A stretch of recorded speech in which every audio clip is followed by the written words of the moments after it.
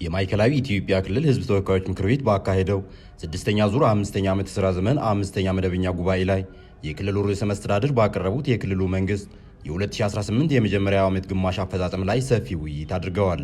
ክልሉ ከተመሰረተ አጭር ጊዜ ቢሆነውም አገር አቀፍ የብሔር ብሔረሰቦችን ቀን በብቃት ማስተናገዱን ጨምሮ በርካታ ግዙፍ ፕሮጀክቶችን በአጭር ጊዜ መጨረሱ የሚደነቅ መሆኑን ያነሱት የምክር ቤቱ አባላት ክልሉን ሰላማዊና የተረጋጋ ለማድረግ የተጀመረው የሰላም ተግባር መጠናከር አለበትም ብለዋል። ሰላምና ጸጥታ አንጻር ብዙ ስራዎችን ክልሉ ሰርቷል።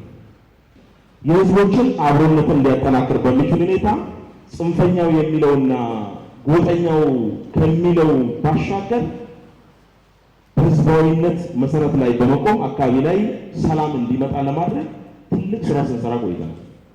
ከሰላም አንጻር እኔ የወልቂጤ ከተማ ጉዳይ በቀላሉ የሚታለፍ ስላልሆነ እዚህ ላይ እየታየው ያለው ነገር ትንሽ የዘገየ በመሆኑ ህገወጥ የሆኑ እዚህም ያሉ ከዚህም ውጭ የሆኑ ሰላም እንዳይኖር እያደረጉበት ያለ ነገር እኔ ትንሽ በትዕግስት የታለፉ ይመስለኛል። ትዕግስቱ በጣም የበዛ ይመስለኛል። ክልሉ ሲመሰረት በከተሞች የነበረውን ዝቅተኛ የማምሸት ምጣኔ በተሰራው የሰላም ስራ በከፍተኛ ሁኔታ ማሻሻል መቻሉን የገለጹት የክልሉ ርዕሰ መስተዳድር ዶክተር እንዳሻው ጣሰው በመስቃንና ማረቆ እንዲሁም ወልቂጤ ከተማ አካባቢ ያሉ ጉዳዮችንም በጥናት ለመፍታት እየተሰራ ነው ብለዋል።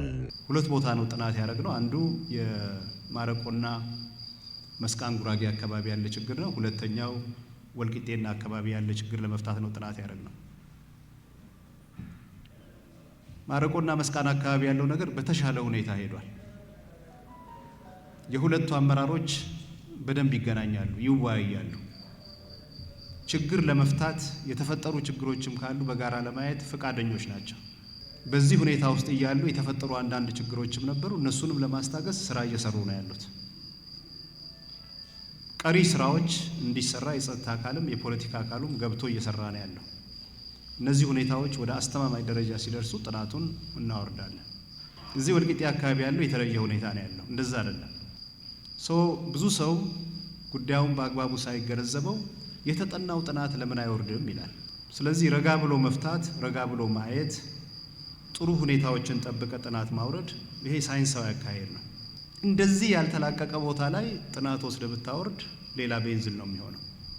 ጥንቃቄ ይፈልጋል ነው። ይሄን በደንብ ብትይዙልን ጥሩ ነው የሚሆነው። ከመንገድ፣ መብራት፣ ውሃና ሌሎች መሰረተ ልማት ጋር ተያይዞ ለተነሱ ጥያቄዎችም የሚመለከታቸው የቢሮ ኃላፊዎች ምላሽና ማብራሪያም ሰጥተዋል። አደሮ ሀቸቾ፣ ሌቸቾ፣ አደሮ ሀቸቾ፣ ቦቶራ እነዚህ ወደ 6 ቀበሌ የሚያገናኙ መንገዶች ናቸው።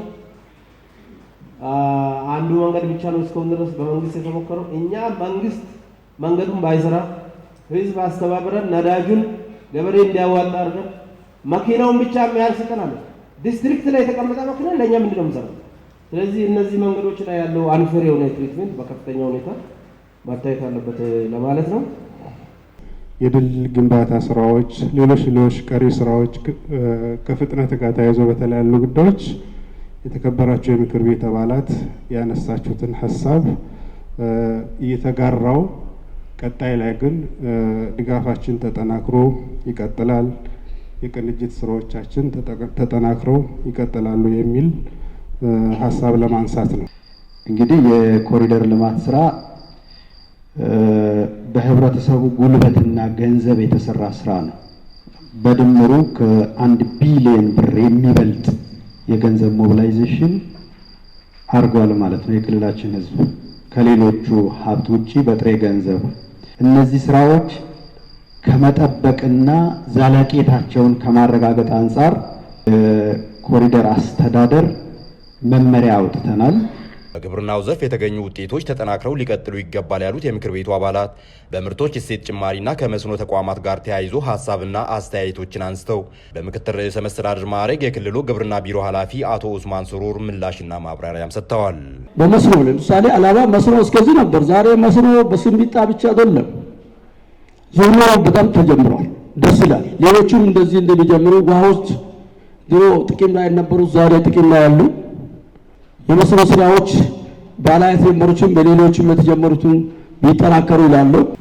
ያለ ገበሬዎች ማሰልጠኛ ግብርናን ትራንስፎርም ማድረግ ይቻል አይመስልም።